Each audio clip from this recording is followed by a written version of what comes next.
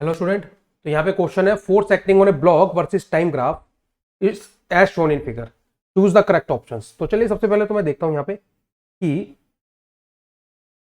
2 kg का block है, उस पर कुछ फोर्स लग रहा है। अब यहाँ पे हमें जो कोफिशिएंट ऑफ स्टैटिक फ्रिक्शन दिया हुआ है 0.3 है, तो जो मैक्सिमम वैल्यू आएगी स्टैटिक फ्रिक्शन की यहाँ पे वो कितनी आने वाली है? वो आने वाली है 0.3 इंटू mg, यानी कि 2 इंटू 10। कितनी आ गई वैल्यू? 6 न्यूटन। ठीक है, इसका मतलब स्टैटिक फ्रिक्शन की जो वैल्यू होगी, जो कभी भी स्टैटिक फ्रिक्शन लगेगा वो कितना लगेगा? 0 से 6 न्यूटन के बीच में लगेगा, नहीं लगेगा? अब अगर इसके बाद अगर बॉडी कैपिटल एफ जो एक्सटर्नल फोर्स है उसको हमने ज्यादा बढ़ा दिया और बॉडी मूव करने लग गई, तो उस केस में काइनेटिक फ्रिक्शन कितना लगता है? इस केसेस में हम लेते हैं 6 न्यूटन लगने लग जाएगा।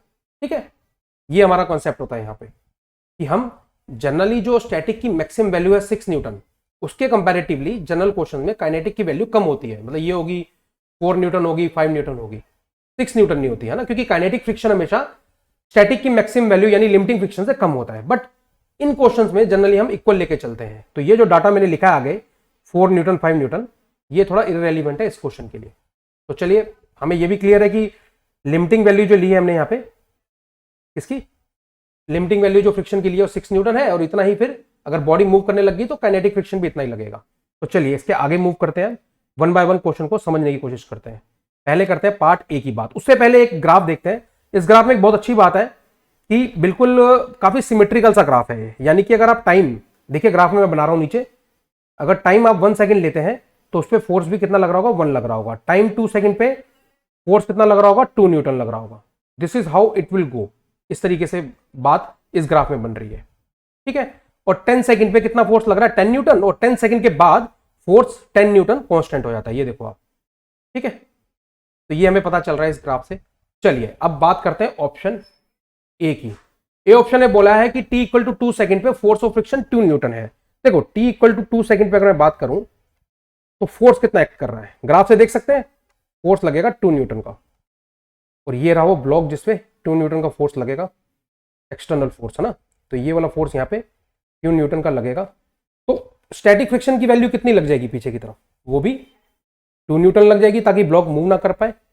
तो जो ए ऑप्शन है हमारा वो बिल्कुल ठीक है, that is at T equal to 2 second, force of friction is 2 newton. अब बात करते हैं ऑप्शन बी की। 8 सेकंड पे बात हो रही है, तो टी इक्वल टू 8 सेकंड पे फोर्स कितना लग जाएगा? 8 न्यूटन का लग जाएगा। और अगर 8 न्यूटन का फोर्स लग रहा है,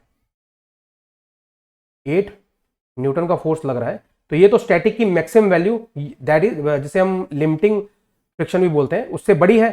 तो बैक में काइनेटिक फ्रिक्शन लगने लग जाएगा कितना? 6 न्यूटन का। कितना लगने लग जाएगा? 6 न्यूटन का। ये बात क्लियर है आपको? कितना लगने लग जाएगा? 6 न्यूटन का, जिसको हम force of friction simple words में ऑप्शन में बोला है। तो ऑप्शन बी भी ठीक है, T equal to 8 second, force of friction is 6 newton. यहां तक एकदम क्लियर है। अब हम बात करते हैं ऑप्शन नंबर सी की। टी इक्वल टू 10 सेकंड पे ब्लॉक की acceleration 2 metre per second square है। तो देख लेते हैं दोबारा से वही concept. T equal to 10 second पे फोर्स कितना लग रहा है? 10 न्यूटन का लग रहा है। लग रहा नहीं लग रहा? बट सिर्फ यही थोड़ा लग रहा है। अगर फोर्स 10 न्यूटन का लग रहा है तो पीछे की तरफ फ्रिक्शन कितना लग रहा होगा? 6 न्यूटन। ठीक है, तो नेट फोर्स कितना हो जाएगा? नेट हो जाएगा 10 minus 6, that is equal to body का मास 2 इंटू बॉडी की एक्सेलरेशन। तो यहां से अगर आप सॉल्व करोगे 10 माइनस 6 4 डिवाइडेड बाई 2, एक्सेलरेशन कितनी आ जाएगी? 2 मीटर पर सेकंड स्क्वायर।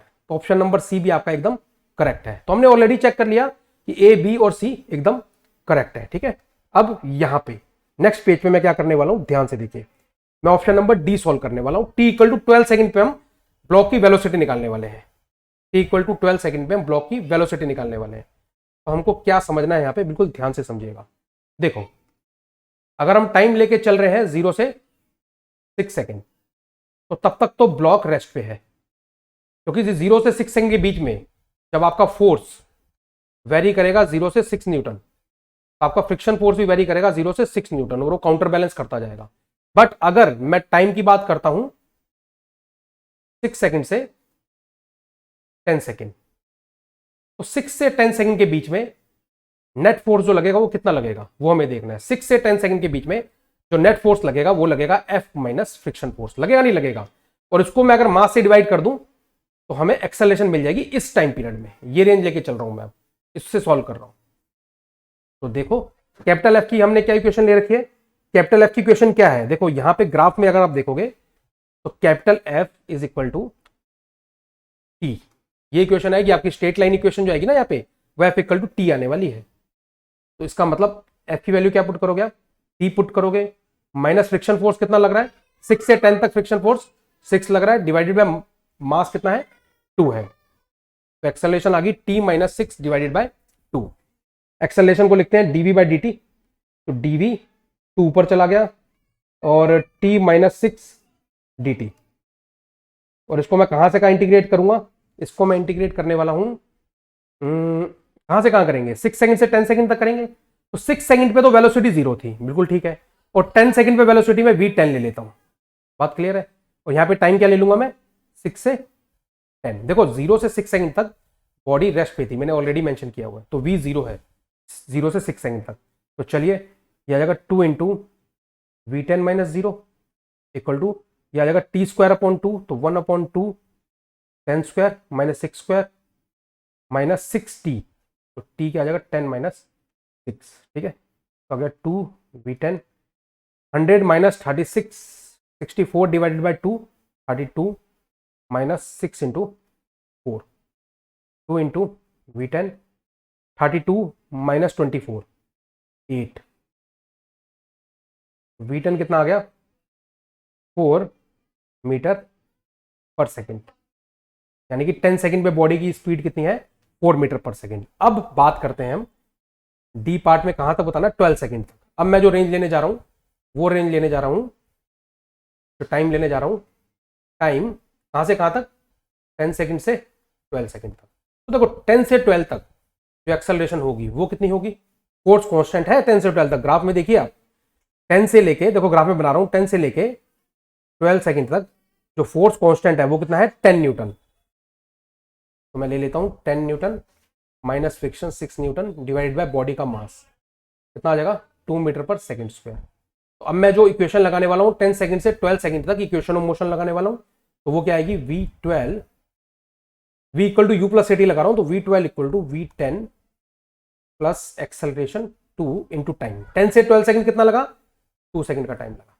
तो चलिए v10 ऑलरेडी मैं निकाल चुका हूं यहाँ पे, तो आ जाएगा 4 प्लस 4 कितना आ गया 4 प्लस 4 8 मीटर पर सेकेंड, यानी 12 सेकेंड पे बॉडी की जो वेलोसिटी है वो 8 मीटर पर सेकेंड है। तो ऑप्शन नंबर डी भी आपका एकदम करेक्ट है। तो आई एम श्योर आपको part A, part B, part C and part D एकदम क्लियर है। I hope the solution is clear to you. Thank you very much.